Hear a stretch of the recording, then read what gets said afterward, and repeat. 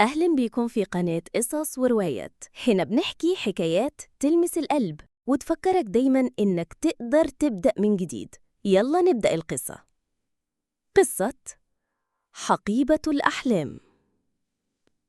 في شارع قديم من شوارع الطفولة وقف آدم قدام بيته القديم، شعره منكوش، عيونه تعبانة، ونفسه مليان أنين.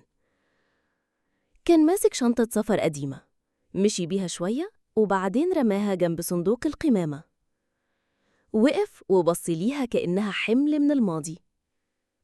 وفجأة ظهر يحيى، صديقه من أيام الطفولة، بنظرة لسه فيها أمل وصوت دافي قال له: آدم، أنت؟ بقالنا قد إيه؟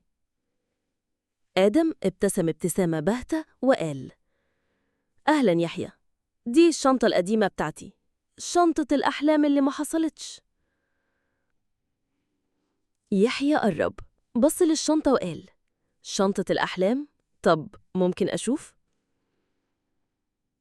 فتح الشنطة وبدأ يطلع منها أوراق قديمة، صور، رسومات، جمل مكتوبة بإيد مرتعشة من الشغف زمان.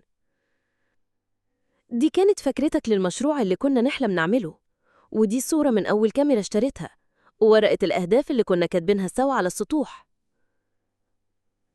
آدم قال وهو بيبص للأرض: كل ده كان زمان، دلوقتي الدنيا خدتني وضيعت كل حاجة. يحيى حط إيده على كتفه وقال: آدم، الأحلام ما بتمشيش، بتفضل مستنياك. أنت اللي محتاج ترجع، تمسك الشنطة وتفتحها تاني. آدم فضل ساكت شوية وبعدين مسك الشنطة، فتحها تاني وبص فيها بنظرة مختلفة. فاكر أول مرة قلنا عايزين نغير العالم؟ يمكن لسه نقدر. ومن اليوم ده ما كانتش الشنطة بس مجرد ذكرى، بقت بداية جديدة لحلم لسه عايش ومستني صاحبه يرجع له تاني. العبرة: الأحلام ما بتنتهيش، إحنا بس ساعات بنبعد عنها، بس تقدر ترجع وتمسك الشنطة وتبدأ تاني. لو القصة لمستك، افتكر دايماً إن في جواك حلم مستنيك.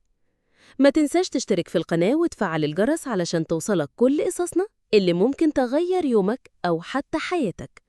نشوفكم قريب في قصة جديدة.